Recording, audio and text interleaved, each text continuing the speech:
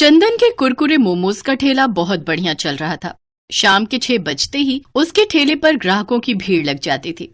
चंदन खूब मेहनत से कुरकुरे मोमोज बनाता और ग्राहकों को देता।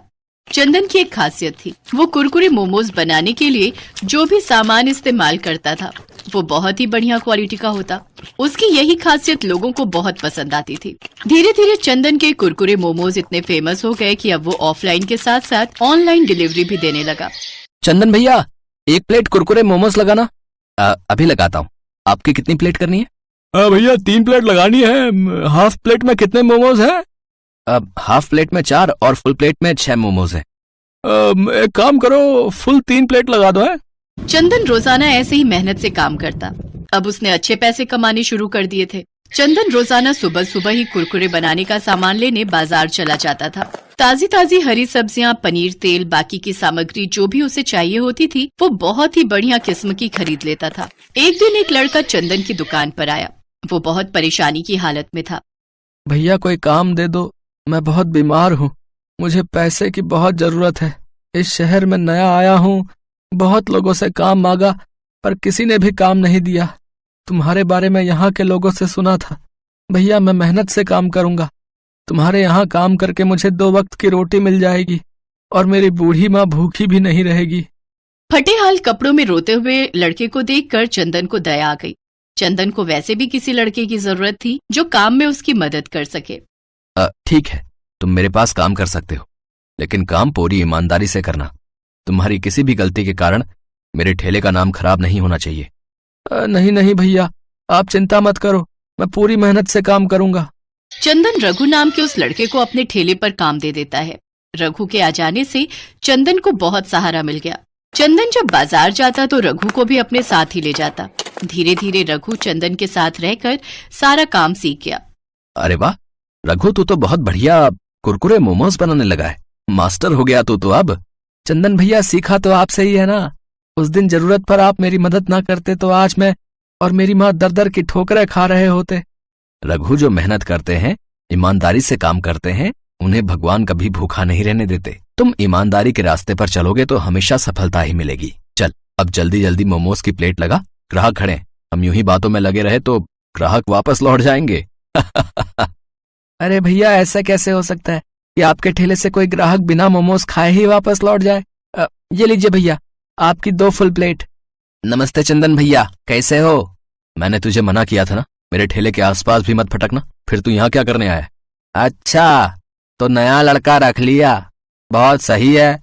मुझे तो तुमने काम से निकाल दिया, जबकि मेरी कोई गलती भी नहीं थी। क्यों? तूने कुरकुरे मोमोज बनाने के लिए पुराना पनीर इस्तेमाल नहीं किया था?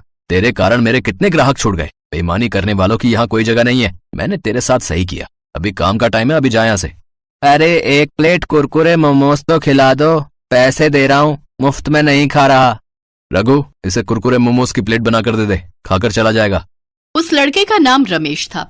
वो बहुत बेईमान था। कुछ समय पहले वो चंदन के ठेले पर नौकरी करता था, पर उसने बेईमानी की और चंदन को बाजार से मिलावटी सामान लाकर दिया, जिस कारण चंदन के मोमोज का स्वाद बदल गया और उसके काफी ग्राहक छूट गए।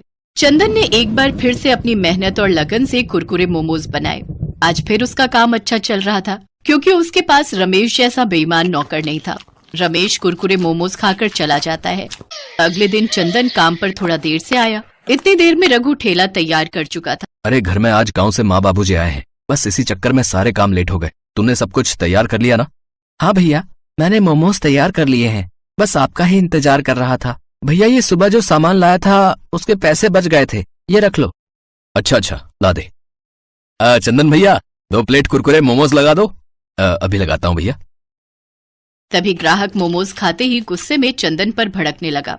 क्या बात है चंदन भैया, कुरकुरे मोमोज बनाने भूल गए हो क्या? कैसा सा स्वाद है ये? मोमोज तो कड़वे हैं। कड़वे मोमोज? ऐसा कैसे हो सकता है? मैं देखता हूँ, ऐसी गलती तो कभी नहीं होती। चंदन जैसे ही मोमोज का टुकड़ा खाता है वो तुरंत थूक देता है। मोमोज सच में बहुत कड़वे थे। सारे ग्राहक गुस्से में वहाँ से चले गए। उस दिन चंदन का बहुत नुकसान हुआ। रघु, आज तो मोमोज तूने बनाए थे ना, फिर ये कड़वे कैसे हो गए? ये बात समझ में नहीं आ रही। देख, मैं तुझ पर गुस्सा नहीं करूंगा, मुझे सच सच बता कि आखिर ये सब कैसे हुआ।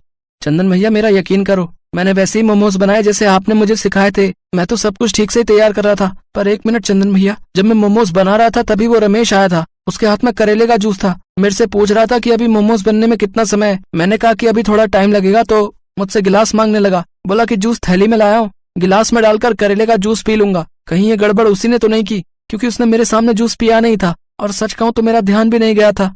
भैया मुझे इसमें उसी की कोई चाल लगती है।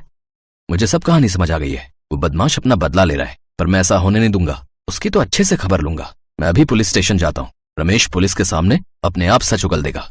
चंदन भैया मैं भी आपके साथ चलता हूँ। चंदन रघु के साथ पुलिस स्टेशन जाता है और रमेश के खिलाफ रिपोर्ट लिखवाता है। पुलिस के डर से रमेश सब सच उगल देता है कि उसने ही मोमोज के मसाले में करेले का जूस डाला था। चंदन भैया एक बात पूछूं, जब ग्राहक गुस्से में मोमोज वापस करके गए तो आपने मेरे ऊपर बिल्कुल भी गुस्सा नहीं किया, जबकि वो मोमोज तो मैंने ही बनाए थे।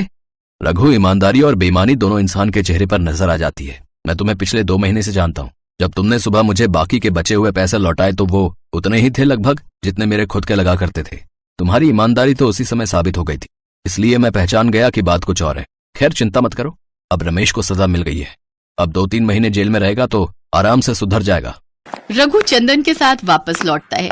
ग्राहकों को भी ये सच्चाई पता चल चुकी थी, इसलिए फिर से वही भीड़ चंदन के कुरकुरे मोमोज के ठेले पर लगने लगी जैसे हमेशा लगती थी।